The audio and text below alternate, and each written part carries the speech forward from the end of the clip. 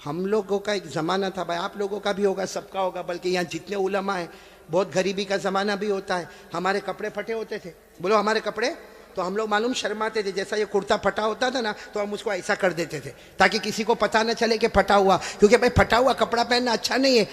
आज उल्टा मामला है, लोग फटे हुए कपड़े को स्टाइल बोलते।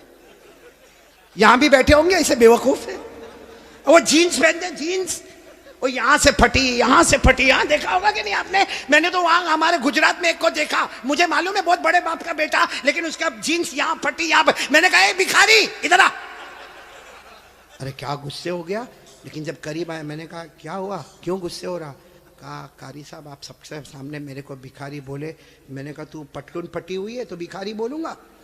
तो यूँ देखा, देखने के बाद हंसता हुआ कहता है आपको नहीं मालूम, ये तो स्टाइल है, स्टाइल।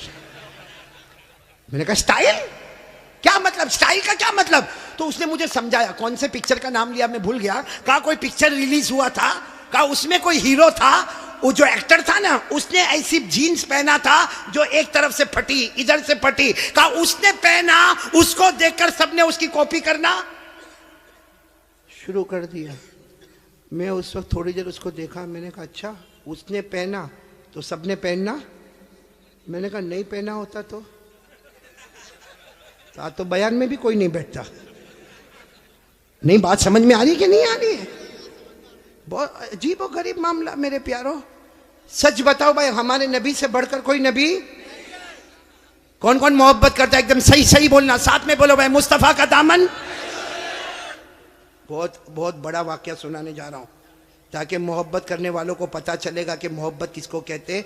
मेरे दोस्तों, एक मर्तबा हमारे नबी बैठे, बोलो हमारे नबी बैठे, सहाबा किराम भी बैठे। एक सहाबी सामने से आए, शायद नए नए मुसलमान हुए होंगे। उनकी उंगली में सोने की अंगूठी, बोलो उनकी उंगली में सोने की, और मर्दों के लिए सोना पहनना हराम। बोलो बोलो, मर्दों के लिए सोना पहनना और उनकी उंगली में सोने की। अब उनको नहीं मालूम होगा, मसला नहीं मालूम होगा। वो आए, देखो बराबर मुझे देखना, वो आकर हमारे नबी के सामने बैठ गए और उंगली में बोलो सोने की। तो देखो हमारे नबी ने क्या किया, हमारे नबी ऐसे हो गए, ऐसे ये हो गए, उनकी तरफ नहीं देख रहे, इधर देखने लगे। तो साहबी समझे कुछ प्रॉब्लम होगा, वो खड़े हुए और वो इधर आ गए। तो हमारे नबी ऐसे हो गए, इधर देखने लगे। वो सहाबी उठ के फिर इधर आए। जैसे इधर आए तो दूसरे एक सहाबी जिनका नाम है हजरत अब्दुल्ला इब्ने अब्बास, बोलो क्या नाम है? हजरत अब्दुल्ला। उन्होंने उनके पांव पर यूं हाथ मारा और कहा क्या कर रहे हो? हमारे नबी इधर जा रहे, तुम उधर जा रहे हो। हमारे नबी उधर देख रहे, तुम उधर देख रहे हो। तुमने सोने की अंगूठी पहनी है, हराम है। उसके लिए हमारे नबी ने चेहरा फेर दिया। उन्होंने कहा हो, मैंने सोने की अंगूठी पहनी, हराम है, मुझे तो मालूम ही नहीं था। यूं अंगूठी निकाली और मैदान में फेंक दी, बोलो मैदान में।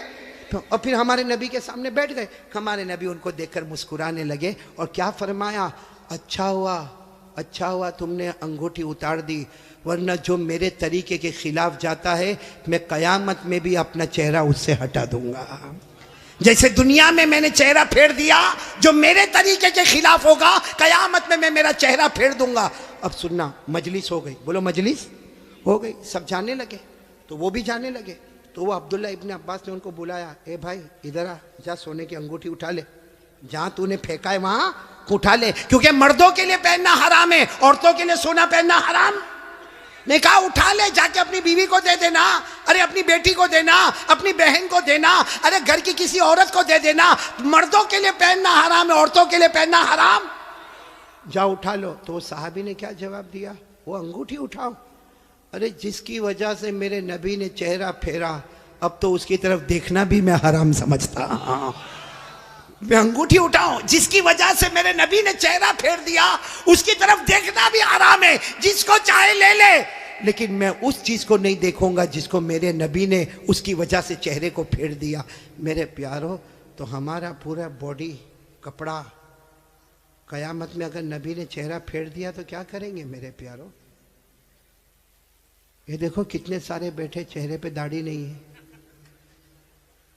नहीं मेरे को आप हंसो मत, सीधा मेरे को जवाब दे दो भाई, हमारे नबी के चेहरे पे दाढ़ी नहीं थी या नहीं थी? पूरा मजमा बोलेगा, एक आदमी के बोलने से काम नहीं चलेगा। बोलो हमारे नबी के चेहरे पे दाढ़ी, आवाज नहीं आ रही, बोलो हमारे नबी के चेहरे पे दाढ़ी थी। अबू बकर, सब साथ में बोले, हजरत अबू बकर, हजरत उमर, हजरत उस्मान, हजरत अली, हजरत हुसैन, जितने अल्लाह के वली गुजरे, पीराने पीर गौस पाक, बोलो शेख अब्दुल कादिर जिलानी, उनके चेहरे पे दाढ़ी थी। अजमेर वाले बाबा ख्वाजा मुईनुद्दीन चिश्ती, बोलो उनके चेहरे पे दाढ़ी थी। दिल्ली में आराम करने वाले ख्वाजा निजामुद्दीन औलिया, उनके चेहरे पे दाढ़ी थी। ख्वाजा रोशन चिराग, उनके चेहरे पे दाढ़ी थी। ख्वाजा अमीर खुसरो, उनके चेहरे पे दाढ़ी थी। अल्लाह की कसम, कोई वली वली नहीं बनता जब तक नबी के चेहरे को अपना चेहरा नहीं बनाता।